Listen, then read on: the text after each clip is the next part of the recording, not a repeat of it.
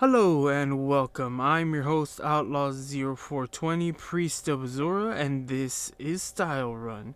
In this series, I will show you how to get the style pages in the Elder Scrolls Online, what you have to do to get them, and where you have to go to get them.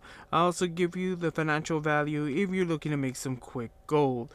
Today's crafty motif is number 112, Syrabnic Marine Style, which takes the style material scalloped frog metal. So this motif comes out of a trial known as Deadsail Reef, which was the trial that was released with the High Isles chapter. To get this motif, you will have to accept the weekly quest that comes out of this trial. As soon as you enter the trial, there will be a prompt for you to accept it,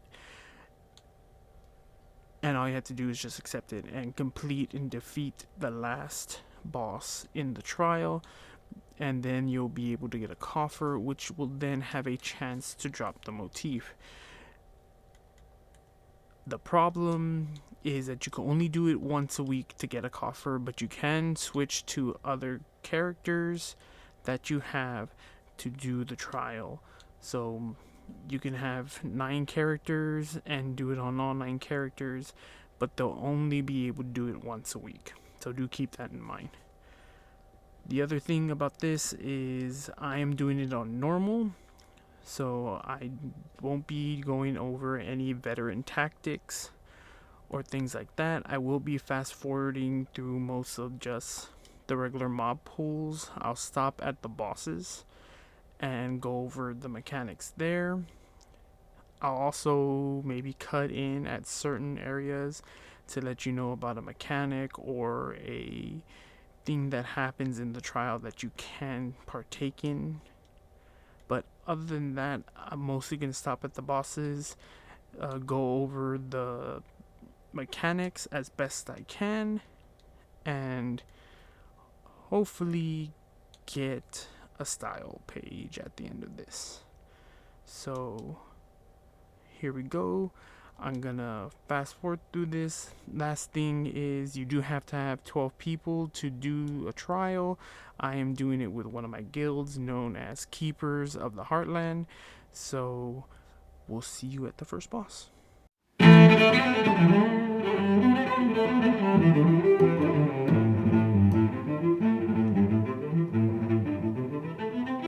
Okay, this is the first pool of the trial. The only thing you really have to watch about here are the enemies that have banners on their back. They're the only ones that are trouble. There are a couple of different versions of them. There's one called a brewer, I believe. He throws down potions. You're not going to meet him right here. He's after the first boss. You'll meet the first ones. The one with the banner that does this, the spinner, on any harder difficulties, anyone caught in that AoE will die, so you do want to bring them down first. And there's also an archer variant that will shoot 2 beams at you. They'll choose 2 players at random and try to shoot you. Just make sure that you are staying outside of the group if you're one of the people that are caught by the arrow. So just make sure that you're staying out. A little bit further down in this one, you'll actually see that I get caught in it and I move the arrow outside of the group. And you can just roll dodge right when the guy shoots the arrow, and you should be able to dodge it. You are also going to be being pelted by artillery here. Once we get past this certain spot, you'll see the artillery that you can then destroy, so that way they won't hit you anymore. So we'll fast forward again and we'll meet at the first boss.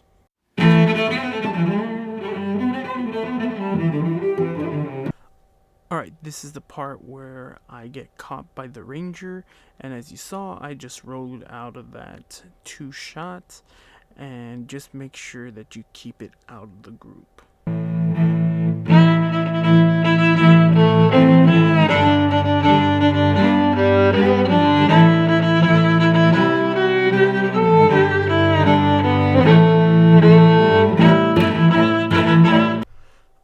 this is the area where the first boss is. You'll see that we're all running over to this spot to jump down. You can jump into the void, so if you're on a group that's trying to do a no death run, that's the best way to jump down from the top. Now this boss is two giants, I guess. I'm not really sure what race they are, but one of them's a fire elemental and the other one's an ice elemental. The thing is, one tank will take on the fire and the other tank will take on the ice.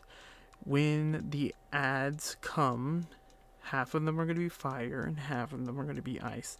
When you get the dome over you, depending on which tank group you're on, because the group will be split up by which tank is taking which. So I'm going to be on the fire group.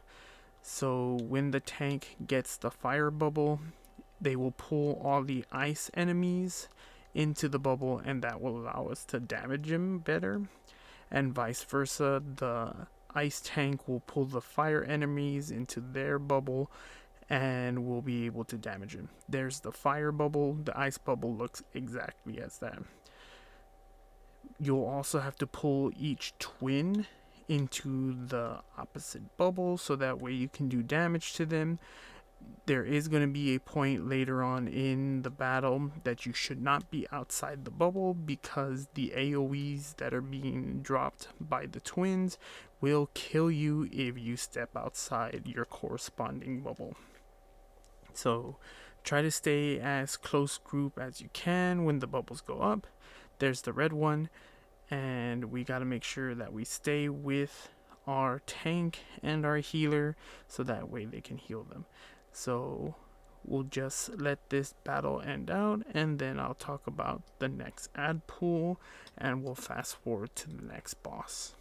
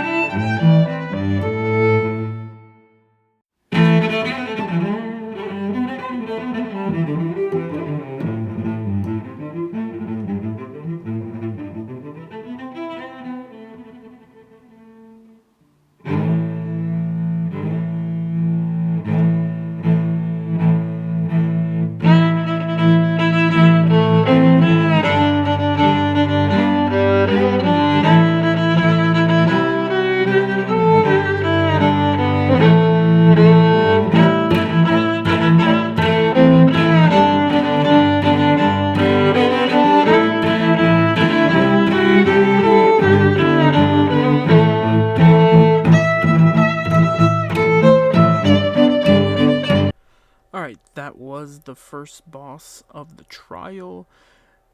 After this, we have another set pull that we're gonna have to do. So you can either go right or left. I believe we go right at this point. The big thing about here, you will have to face off against the mobs that we faced off at the very beginning. And the added thing is there's going to be poison and lightning damage that's going to be happening on your way to certain bosses. So keep that in mind. The reason that we had to choose either right or left is the only way to progress to the final boss is there's two keys or door fobs that you have to go through and open, but the only way to get to them is either going left or right. There's a central room that I'll talk about when we get there, but as you can see here, this is the banner boss or the banner mini boss with it's the brewer, I believe. He can make you tiny or make you a little bit larger. If you are tiny and he can step on you and it's one hit KO. So if you do turn tiny, try to get out of the battle, but stay close to get healed. This is the part with the lightning. As long as you're under the structure, you won't get hit, but there are certain parts where you need to run through and you will get striked with lightning. When you enter this part, there are runes that you can pick up. I do dig up one of the runes, but you have to make sure that you pick every single one up that's in a certain section, because you'll then give the runes to some NPCs later on in the trial, and if you complete those runes and talking to the NPCs, they'll give you buffs to help you fight the boss. But we don't do that because I don't pick up the rest of the runes, because I don't know exactly where they're at, because it's random. So everyone has to be on the lookout if you're gonna look for the runes to get those buffs. Alright, we'll fast forward until we get to the next boss. If anything special pops up, I'll let you know.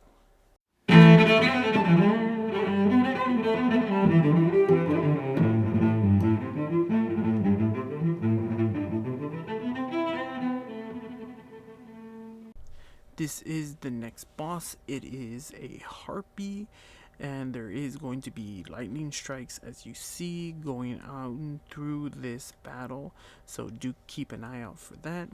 The big thing about this boss is that they will produce an AoE that will drop on you, and then there's going to be another like donut shaped AoE that shows up on the ground. You will have to run if you are the one that has the little dot on you. Run into the center of it. It will disperse the AoEs and keep your team from wiping. If you do not run in there at the time, as you can see, someone has the AoE, the dot is in the middle of the group. They need to run over to the donut to disperse it, because if they do, they will wipe the rest of the team. But other than that, she doesn't really do much other than shoot lightning. You guys just have to keep an eye out for that dot and make sure the person runs into the donut. The dot a lot of the time will show up in the middle of the group because everyone is stacked, and the donut is sometime behind her, so you'll have to roll dodge in to clear her out. Alright, we'll let the rest of this finish.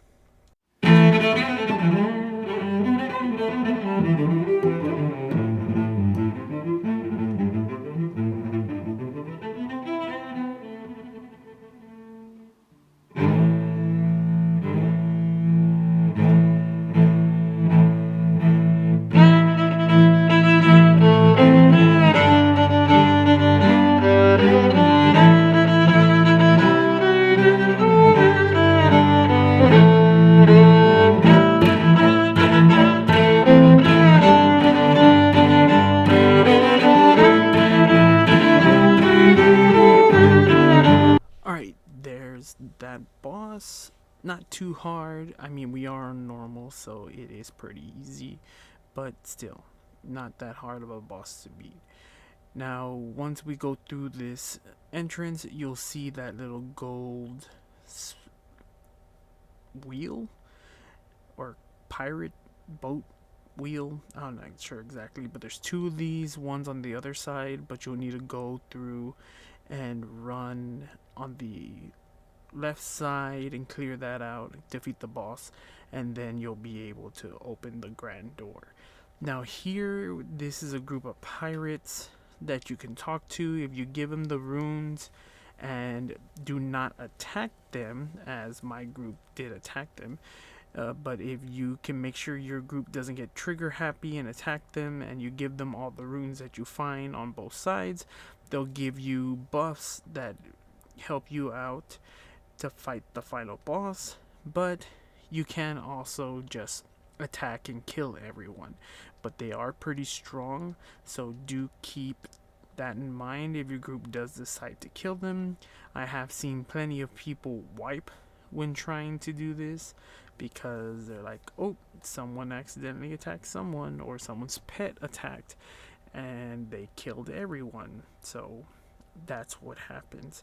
So just be careful and make sure you keep your pets and your teammates from attacking these people, especially if you want to get the achievement and the buff that comes with making sure you give them all of the runes.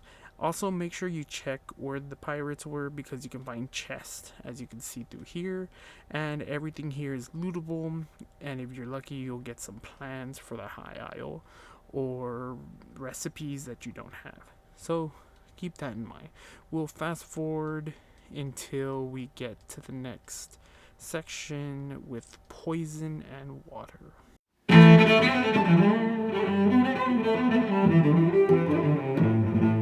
So this side of the trial has a lot more beast and poison that you're gonna meet. So you're gonna fight more against creatures than you will actual pirates, like you did on the other side. So actually, we didn't. Yeah, we did fight pirates. Um, you won't really be fighting too many pirates. You'll be fighting more like Dreg, that coral bear, and some crabs. The mini boss on this side is a turtle, so that's going to be the most part. The annoying thing about going through here is jumping in the water. There's going to be a point where you're going to have to do a button prompt to jump up. As you can see right here, it'll launch you onto the platform, but then these plants will start spawning and they poison you. You can clear out the poison, but to be honest, if you have a self-heal, that'd probably be the best thing, because you're going to be poisoned over and over and over again. There's really no way to avoid it. And if you do avoid it, then you got really lucky. But jumping in the water, every time you get a prompt, make sure you hit it, because as you saw in that last one, we got a chest, and chests can show up anywhere here. There are levers here. I didn't say in the last section, there are levers that you're gonna have to pull to open up the doors. Those are two of them. You'll see me run to where the next section of levers are, and once you pull these levers, there's gonna be another section of whitewater rapids, and then another set of levers that you'll have to pull, and then you'll get to the boss. So we'll fast forward up to that point, and I'll go over the mechanics for the boss.